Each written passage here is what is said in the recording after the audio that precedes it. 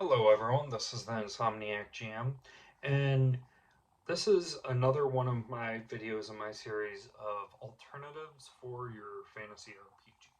Still part of my RPG recommendations. Now, again, if you're happy with 5th edition, cool.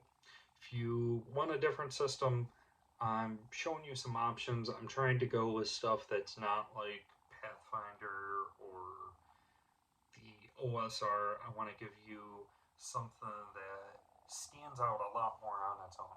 And I've covered Palladium Fantasy, and now I'm going to cover Earthdawn.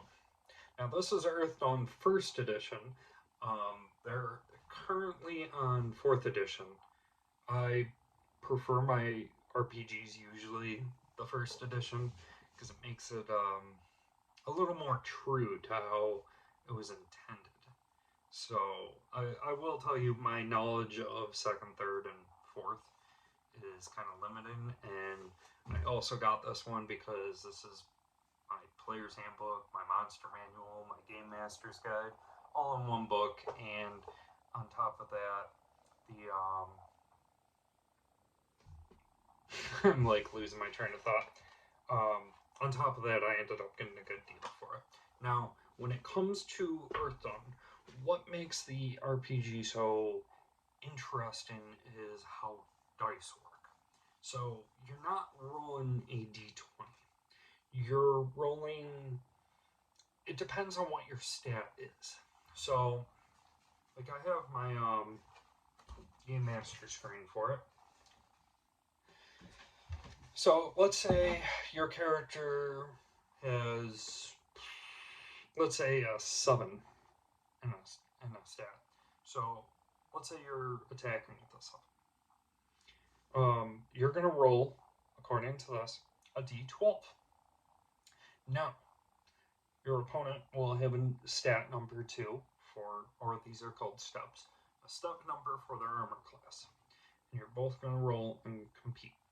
Now, if your d12 lands on a 12, it explodes. So you roll another d12 and another d12. However, as this game goes, the steps start expanding. Like, step 1 is a d4 minus 2. Uh, step 5 is a d8, but let's go to, say, step 20. And there's 50 on here.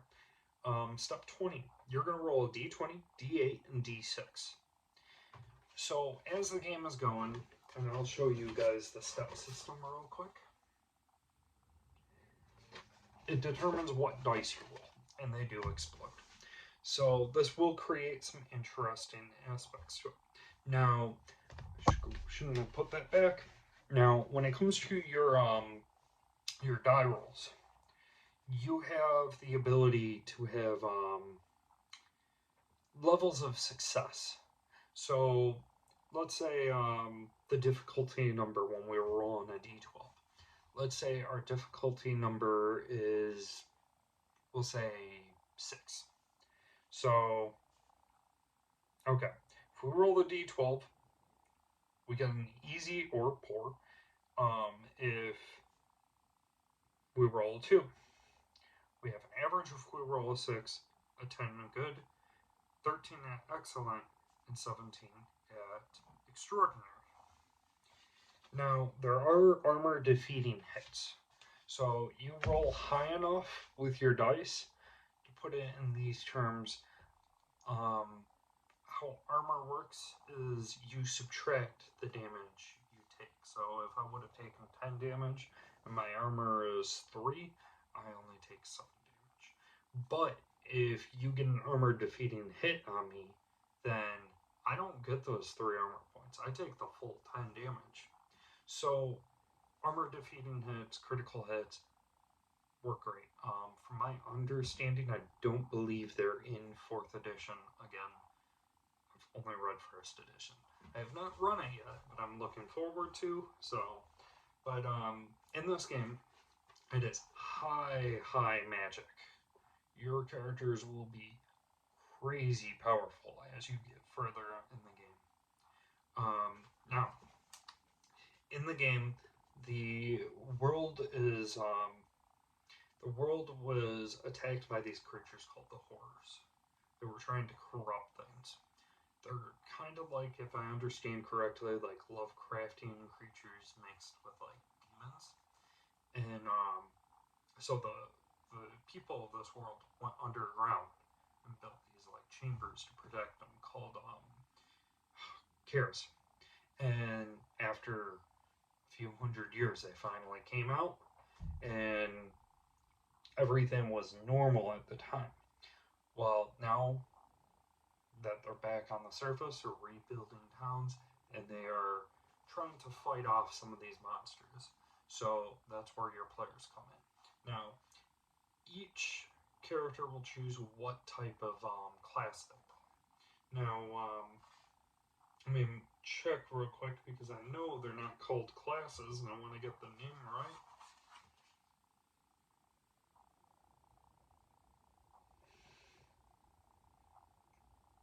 Disciplines. So the players will choose their discipline. Now, the disciplines are a type of lifestyle.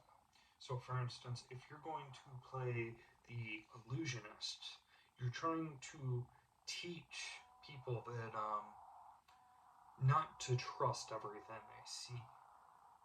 So, it has a lot more of a role playing aspect with that.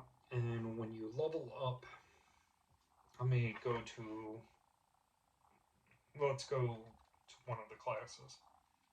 So I have a good example. So I went to the archer. So the archer has different abilities, and you can select these abilities and talents or talents, not abilities. You have these talents. You can purchase them, and as you level or as you get more experience points, you can start improving those. Well, you also have um, prerequisites to get to your next level or circle, you want to call it, and then you get access to more abilities you can upgrade, or you can upgrade those. And so that ends up changing up how your character starts playing. Like you and I, we can both play archers, but I can be super powerful with these different abilities, but or talents, but I have few of them. Meanwhile, you could be not as good at them as me, but you have a wide variety of them. Now, another thing with this game is I know you can take magic items, like let's say a sword, and you can bond with it and actually spend your experience points to level up your connection with the sword. So the sword would go to like a +1, then a +2, +3. It is a part of you, and you are leveling up the sword with you. I did, I do know that I've heard if your weapon is like ever taken away from you, they can use that as a tracking device to find you. So I'm sorry, I'm not super knowledgeable about this one. There's a lot to read, and I am looking forward to playing it. But now another thing to stand out with this game is they do have trolls, fairies, and like rock people that you can play as playable characters. So yeah, I love that they have like pages with art or color.